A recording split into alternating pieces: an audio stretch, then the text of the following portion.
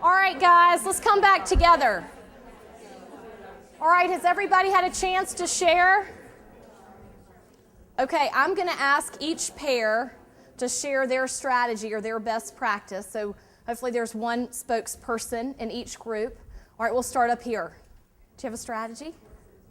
Okay, Susan. Setting times to actually view email. Love it. Tell me a little bit more. Twice a day.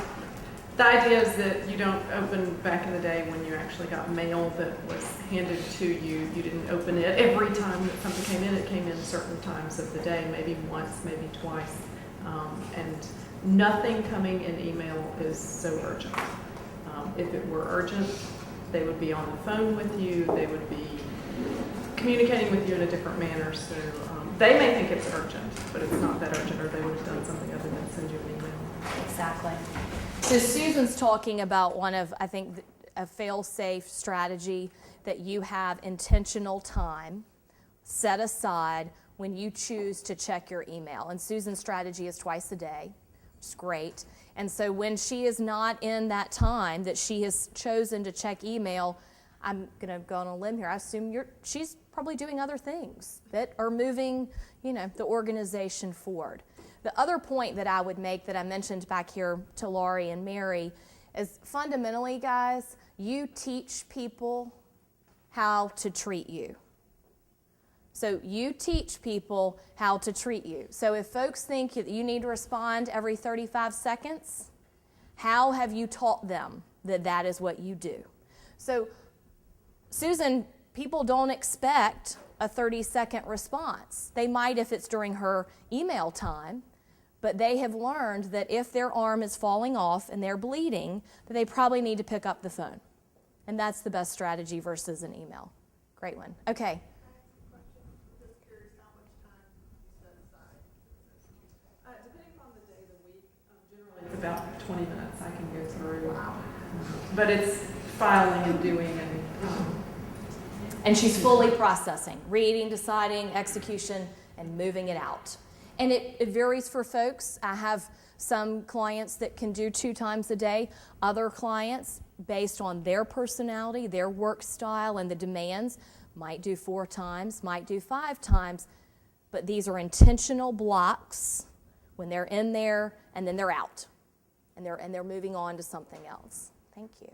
Great. Okay, strategy back here. Heather? I'm not afraid to delete anything. Good for you. I don't think we can understate the importance of using the delete button, because you do have a deleted items folder, so you can go back if it's an emergency. Yeah. And a mistake. Well, I delete that too. Good. It's going to come back, right? Okay, this group back here, strategy. Sure.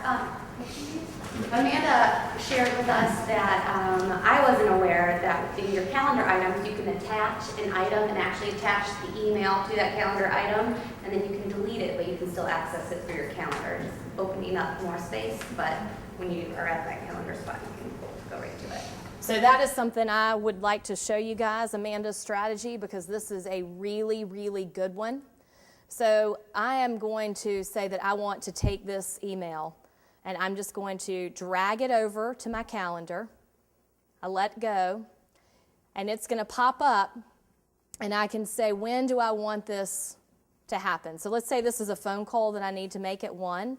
I'd say, okay, today's the 20th, make it at 1, save and close, here's the email message. Now when I go over to my calendar, you see this email is right there on my calendar. Yes?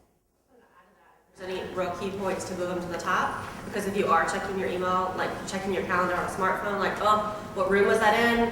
If you have it at the top, you can see it on your phone so much easier. Okay. Yes. Great. Good strategy. And that's easy. And that wasn't hard to do, right? We just dragged it over there.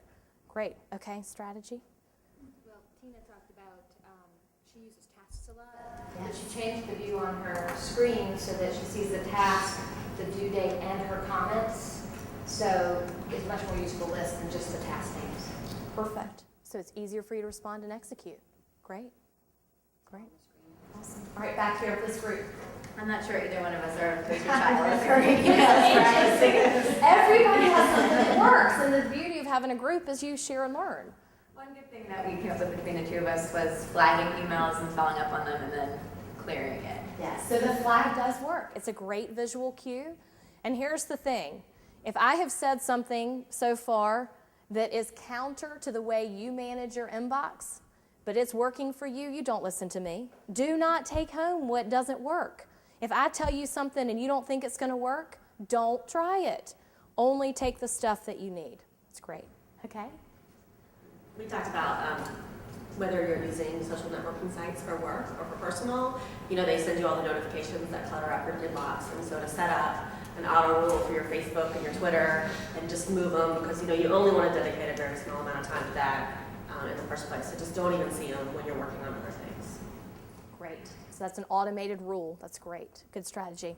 All right, Mary, Laurie, what's your strategy? Ours was using the calendar dragging. Using the calendar, great strategy. And you guys know when you're using the calendar too, in the calendar function, you can append or insert documents. So let's say you're going to a board meeting and you have your phone with you. You can actually open up the calendar, open up those board meeting minutes, and you got them right there. So you aren't taking huge packets. So another way to leverage the technology for you. Okay. Strategy back here. Nothing really unusual. We both put items in our calendar that require decisions. I didn't necessarily drag it, but I will from now on. Good. Well, I mean, the strategy works. Okay. And yes, we had set aside a specific day of the week to do all the follow-up items, a specific time of day. And it works well for you. Friday afternoons or Friday mornings. Perfect. That's great. Okay? These two. Kelly's big point was that she makes a conscious effort to make sure her inbox is cleaned out. I know I leave hundreds of messages just sitting in there.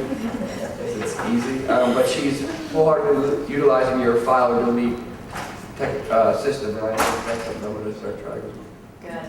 All right, so here's, I think it was Chris or Doug asked me this question. I can't remember when we were prepping for this meeting. They said, okay, what happens if maybe there are 10,000 messages in someone's inbox, and what do you do?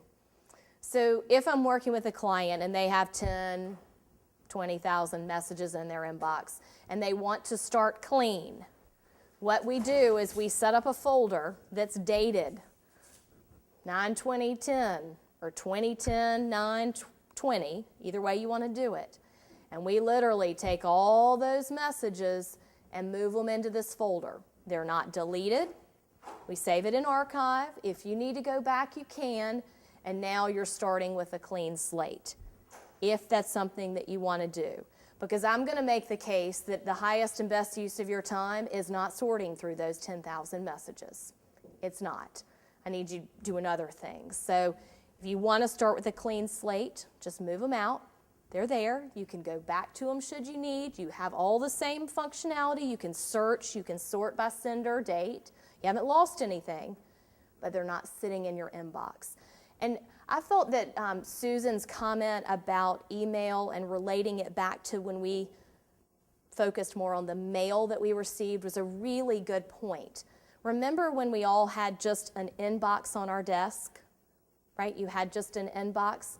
Well, we are treating our email inbox as an inbox, as a task list. There's all these different functions, and the cleaner we can get it, the easier it is for us to manage.